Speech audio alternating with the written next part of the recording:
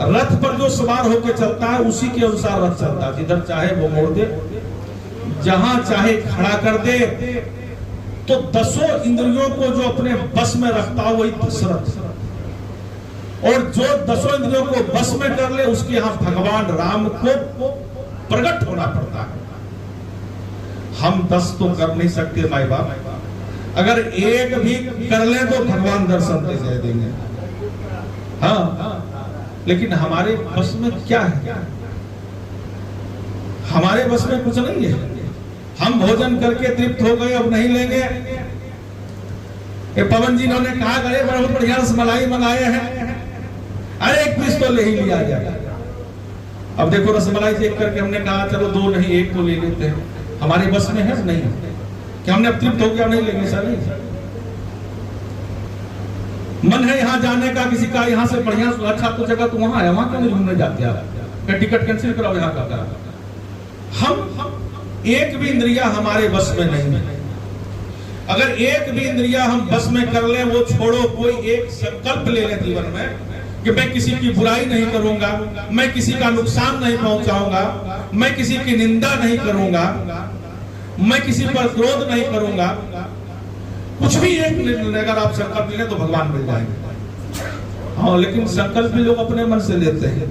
एक हरियाणा के लोग गए गंगा जी हरिद्वार स्नान करने, तो पंडित जी ने कहा कि संकल्प लीजिए, कुछ एक बुरा चीज छोड़ना पड़ता है अगर हरिद्वार स्नान करेंगे आप तो।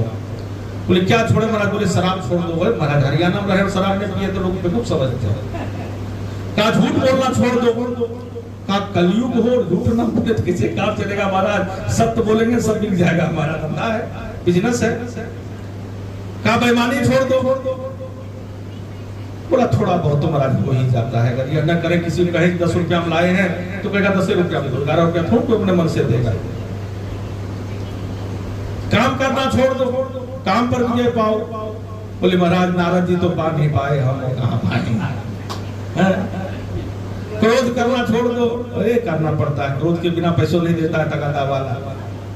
लोभ छोड़ दो, बोले लोभ नहीं करे तो हमारा भी 5 तल्ला मकान बनना है, कैसे होगा? जब पंडित जी थक गए, कहा छोड़ो तुम अपने मन से कुछ संकल्प ले, छोड़। 1-1.5 घंटा पंडित जी थक गए, थोड़ा उसने सोचा, फिर कहा कि ठीक है संकल्प कराइए। जल लिया, अक्षत लिया, पैसे लिए, द्रव्य लिए, काम श्री विष्णु सबका नाम लीजिए। हाँ, क्या संकल्प लिया आपने? पंडित जी कहते क्या संकल्प लिया, किसके लिए कर रहे हैं, क्या छोड़ रहे हैं आप? बोले आज से मैं हरिद्वार आना छोड़ दिया, संकल्प ले लिया, चलो। तो ऐसा संकल्प ना हो कि उसके चलते हम सत्संग में ही जाना छोड़ दे। हाँ, कि वहां गुरु जी जाते हैं तो लोग कुछ न कुछ संकल्प दिखाते हैं, हाथ उठवाते हैं, इससे बढ़िया सत्संग में जेबी नहीं करेंगे। तो 10 इंद्रिया पर जहां विजय दशरथ जी ने पाया, इसीलिए भगवान राम ही नहीं, धर्म अर्थ काम मोक्ष के रूप में 4 पुत्र को प्रकट होना पड़ा। और दशानन कौन? जो 10 इंद्रियों के बस में चला गया, अपने बस में कुछ ना हो।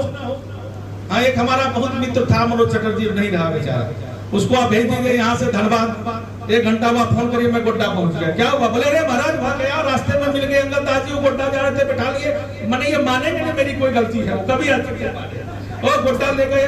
और मैं कब पहुंच जाऊंगा धनबाद को? कल पूछे, बोले रांची पहुंच गए। क्यों? बोले गोड्डा से डायरेक्ट ट्रेन थी, उसको बिठा दिया, रांची चले गए, सोए रह गए।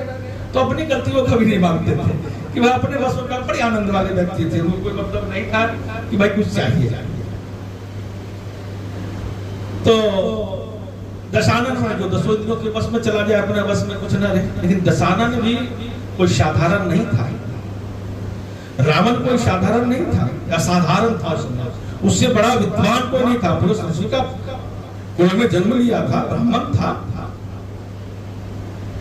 उनके यहाँ वेद पढ़ने के लिए ब्रह्मा जी जाते थे, अभिषेक कराने के लिए स्वयं शिव जाते थे।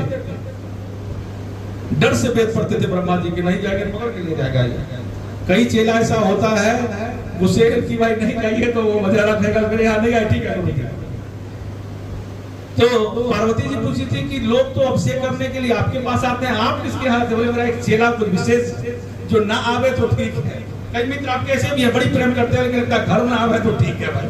धनबाद आए कहे भैया होटल दिखवा देते हैं, वहीं रुकिए, वही आता हमें, खाओ पियो खूब, सब मैं बिल दूंगा। कई मित्र के भी जीवन में सदा भूत प्रेम है, न आवे तो भी दिक्कत है, फोन अपना करे तो भी दिक्कत है, लेकिन ये ध्यान रखना हमें।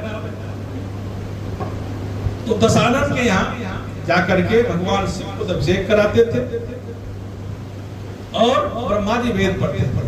गलत कब करता था? जब शराब पी लेता था। ऐसा नहीं पूजा पाठी ब्राह्मण था, लेकिन जब शराब पी लेता था फिर वो किसी को यज्ञ नहीं करने देना है, गायों को मार देना, गौशाला में आग लगवा दो, साधु संतों को भगा दो, ये सब काम करता था। कहने को आज भी वही है कि जब हम शराब पी लेते हैं तो हम भी राक्षस बन जाते हैं। नशा क्या है? देखो ये शरीर हम जो है इसके तीन तल हैं। एक मनुष्यों का लोक है, तीन लोक है। एक मनुष्यों का लोक है जिस पर हम और आप हैं, एक बुद्धों का, ऋषियों का, संतों का, भगवंतों का लोक है, इससे आगे का लोक। एक इससे नीचे तीसरा लोक है, कौन? जानवरों का लोक, पहाड़ों का लोक, नदियों का लोक। ये इससे नीचे हम आप जब चले जाएंगे तो हम जानवर कहते हैं, जानवर बन गए, क्या बात करना है इससे भैया, इसे नशा उतरना तो फिर बात करेंगे जानवर है। तो हम तीसरा लोक, तीसरे लोक कहते हैं। हमको आपको चिंता है कि भाई